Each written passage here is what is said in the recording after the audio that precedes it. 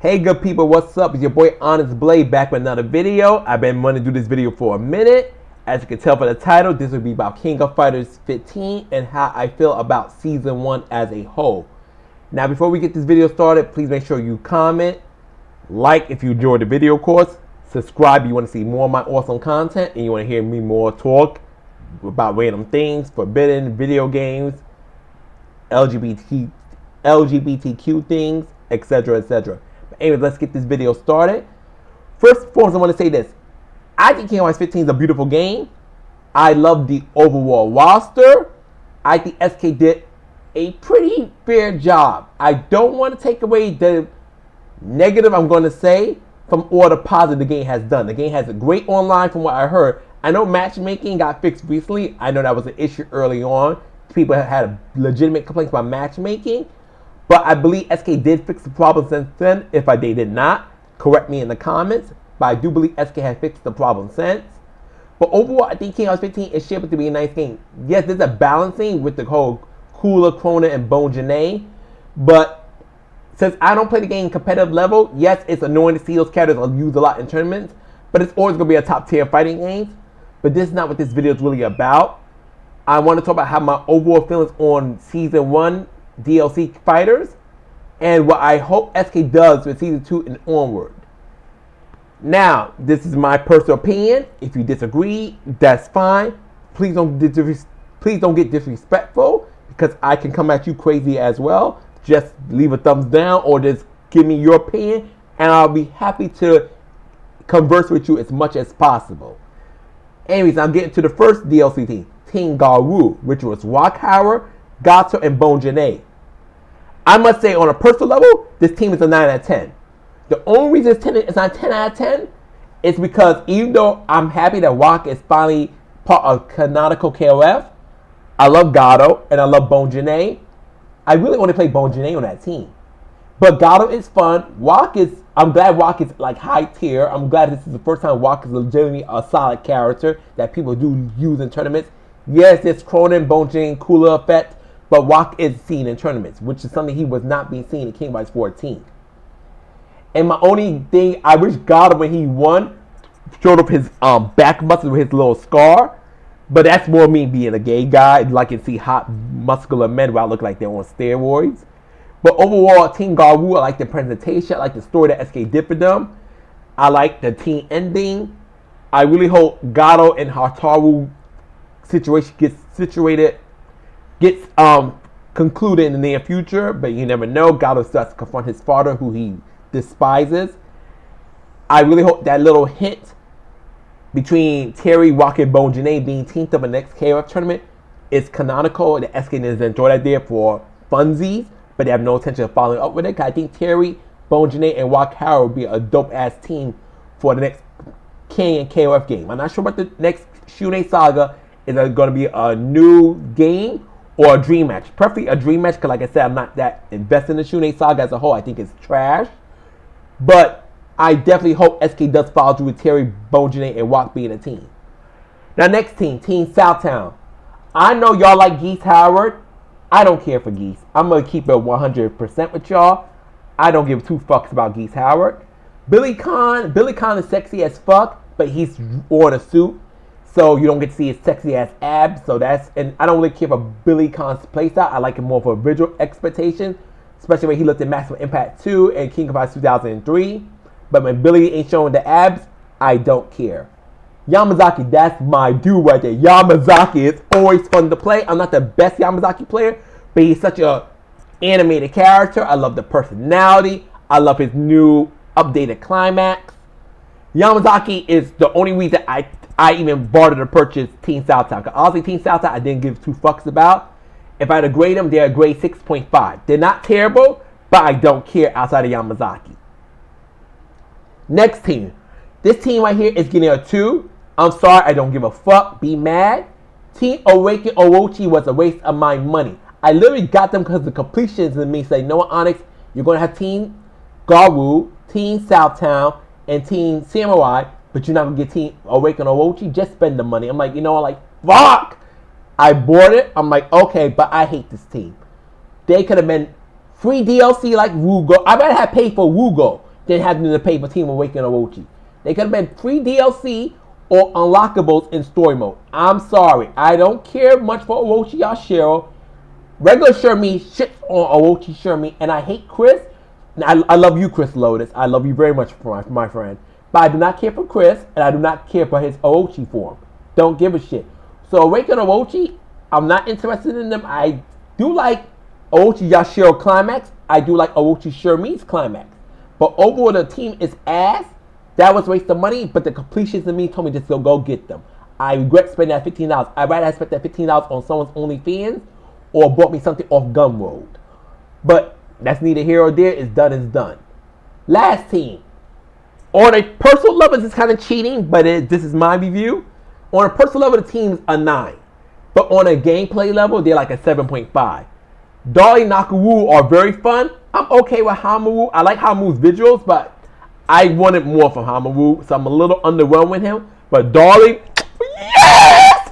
Dolly is so fun. A little clunky, but like I said, I know I'm not the best player with Dolly, so that's fine. I was not even good with her seeing my showdown. So I like Dolly. Nakaru is so much more fun, in my opinion, in King of Fighters 15 than she ever was in 14. SK, thank you so much. You did a knockout job with Nakaru. I love it. I love it. I love her climax. I love her new super. I do wish she had a little flash super she had in 14. That one I didn't mind. But her new supers in 15, they're great. So I have no complaints. And thank you for making Mamaha good, but I'm making Mamaha busted.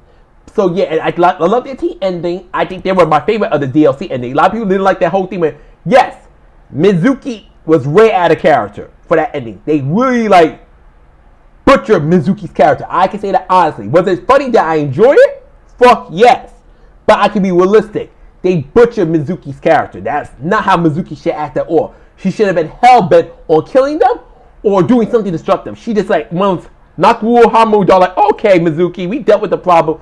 You want act the fool, girl. And Mizuki like, what? Y'all not, I'm a threat. Y'all gonna treat me like a joke. Okay, no, fuck it. Let's go somewhere in Tokyo, go some shopping. It's like, that's not Mizuki. Mizuki would have found something devious to do. Now, and SK is like, because at the end of the day, SK owns the character. I don't own Mizuki. It's like someone telling me what to do with Helen, Othello, King Onyx, or any of my forbidden characters. You know, I like to keep a character consistent. I wholeheartedly believe in keep a character consistent. But SK wants to do some weird redemption arc for Mizuki, turn Mizuki from an antagonist to a protagonist. Who am I to stop them? My favorite antagonist turned protagonist was Emma Frost from the X-Men Marvel series. Emma Frost would be a real piece of shit, but Marvel redeemed her. She still keep her edge, but Marvel did redeem her. She's not nearly the sadistic bitch she was when she was first introduced into the X-Men. But let's get back on time. So now that's how I only want to feel. But now if I'm going to grade Season 1 DLC, I'm considering Part 1, Part 2 as Season 1, it's a 6.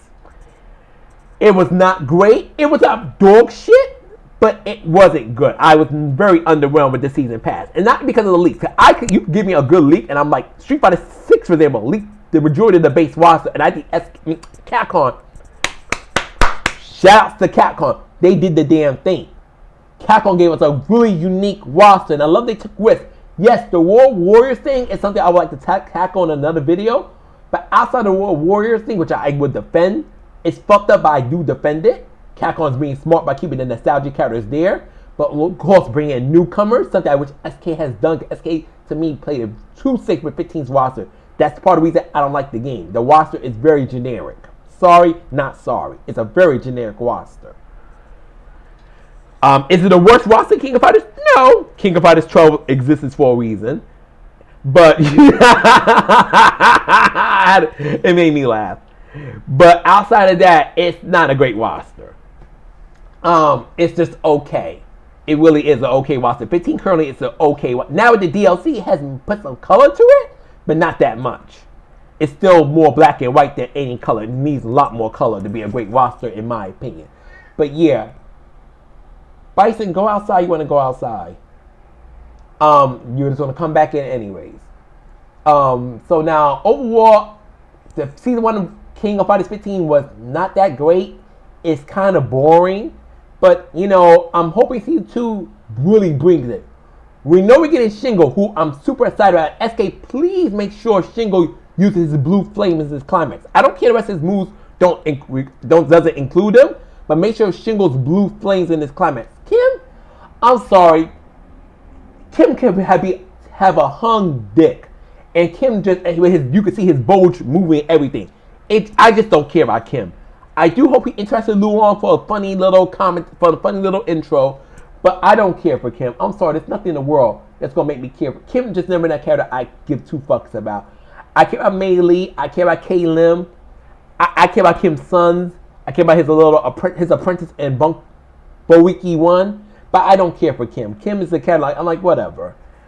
Kim is just whatever. He's a nostalgia character. I get it, but I don't care for Kim. But I really hope we see character like Shenwu, a maximum impact character, preferably Min Young Burt, Albamira, Leanne Neville, or Shalon. I like to see Theo. Shout out to my friend Angel, by the way. I like to see Theo. I'd love to see Ashura or Shiki. I just really hope season 2 brings it. SK brings more character interaction with characters that are already in the game. Because certain characters only having one character they talk to is stupid. I'm still shocked that Yamazaki only talks to Ochi Yashiro. Nakuru only talks to Dolores. That's so stupid to me. And Darling only talking to freaking Bone Janae. I really thought Darling was going to have an interaction with Ralph, but she only talks to Bone Janae. It makes sense, but why is that her only interaction? I hope season 2 does a lot of things better with art gallery, maybe introduce art, do something with Boss Rush, because Boss Rush is utter bullshit. It's just a waste of a thing. It only has Omega Rugo there currently, which is so dumb. They could have made Otamawaga Boss Rush or something else. They could have put Chezwu in Boss Rush, Iori, something. It's being wasted. It really is. SK could do something like add a survival mode. Give the game some kind of more replayability, because it's not that fun to replay. It's really not. The only thing I enjoy is easier to beat up Otamawaga than it is to beat up Verse in King of Hearts 14. But King of Hearts 14 is much more fun to play to me. Get more stages, something. And King of Fighters 15 needs a lot going on with it. Like I said, I'm not saying King of Fighters 15 needs to do this up because Street Fighter 6 is coming. No, that's irrelevant. I don't care if Street Fighter 6 is coming 5 years from now. I want King of Fighters 15 to be a fun game. Especially if it's hopefully the last part of the Shunei saga, which it needs to be. I'm sorry. The Shunei saga, stop. It does not need to go beyond 15. I don't give a shit. It doesn't. But hopefully SK really pulls that order stop season 2. I really hope a good balancing where you don't see Cronin and Bojang Kula all day. Don't take away Bojang's win thing on EX hitting on the ground. I love that so much. But overall, I just want King of Fighters 15 to be a much funner and more game that has more replay value than it does now. Anyway, that's my review. Thank you for listening. Please leave your thoughts in the comments. If you enjoyed the video, please give a like and share it. It means a lot to me. On the way to 800 subs. I love you guys so much. Honest Play out. Until next time, peace.